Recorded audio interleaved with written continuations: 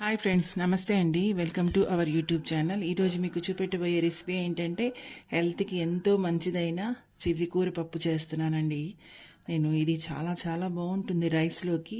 స్పెషల్గా పిల్లలకి చాలా మంచిది. ఈ చిర్రికూర పప్పులో నెయ్యి వేసుకొని మనము అన్నంలో వేసుకొని తింటే చాలా టేస్టీగా ఉంటుంది. ఈజీగా, సింపుల్గా, హెల్తీగా చేశానండి. మరి ఎలా చేయాలో చూపెడతాను, చూద్దామా రండి. నేను కందిపప్పుని ఒక అరగంట పాటు నానబెట్టుకున్నాను. కుక్కర్లో వేశాను. ఇది ఒక 2 విజిల్స్ వచ్చే వరకు దీన్ని ఉడికించుకుందాం.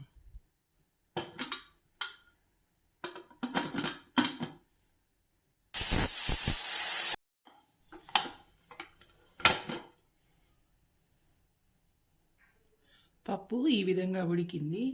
ఇప్పుడు ఇందులో నేను చిర్రికూర వేస్తున్నానండి. చిర్రికూర నేను శుభ్రంగా దీన్ని కడుక్కున్నాను, సన్నగా తరుక్కున్నాను. ఈ చిర్రికూరను వేస్తున్నాను. ఈ చిర్రికూర పప్పు అనేది హెల్త్కి చాలా చాలా మంచిది. అదేవిధంగా పచ్చిమిరపకాయలు ముక్కలుగా చేసుకుని వేస్తున్నాను. టమాటో ముక్కలు వేస్తున్నాను. టమాటాలు కొన్ని ఎక్కువ వేస్తున్నాను. తర్వాత వెల్లుల్లి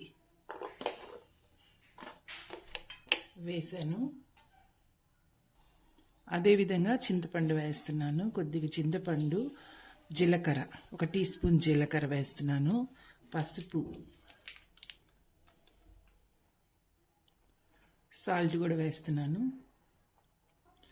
ఇదంతా ఒకసారి కలుపుకొని మూత పెట్టి ఉడికించుకుందాం. ఇది కుక్కరు మూత పెట్టకూడదు, మామూలు మూత పెట్టి ఉడికించాలండి. అప్పుడే ఈ ఆకుకూరలో ఉండే పోషకాలన్నీ మనకి చక్కగా ఇందులోకి వస్తాయి. సిమ్లో పెట్టి ఈ ఉడికించుకుంటున్నాను.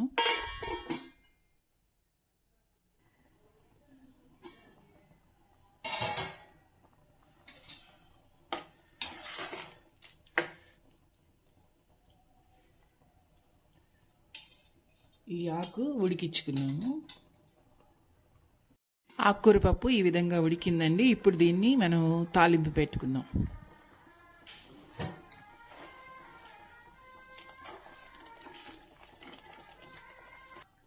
తాలింపు కోసము నేను స్టవ్ ఆన్ చేసి ప్యాన్ పెట్టుకున్నాను. ఆయిల్ వేసాను. ఆయిల్ హీట్ ఎక్కింది. ఇప్పుడు ఆవాలు, జీలకర్ర వేస్తున్నాను. ఇప్పుడు ఉల్లిపాయ ముక్కలు,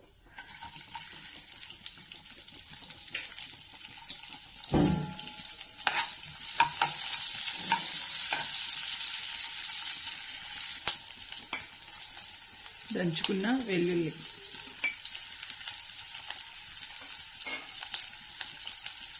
కరివేపాకు,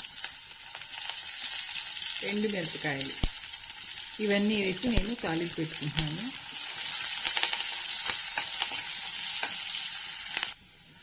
ఈ ఆకుకూర పప్పుని రుబ్బుతున్నాను.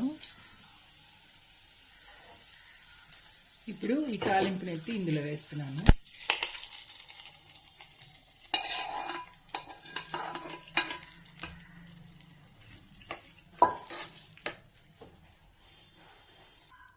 చిర్రికూర పప్పు నేను తాలింపు పెట్టుకున్నానండి. ఇది చాలా చాలా మంచిది హెల్త్కి.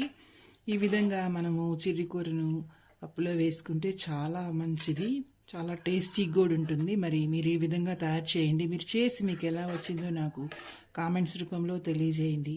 నా వీడియోస్ కానీ మీకు నచ్చినట్లయితే నా వీడియోస్ని లైక్ చేయండి, షేర్ చేయండి. తప్పకుండా నా ఛానల్ను సబ్స్క్రైబ్ చేయండి. Bye friends.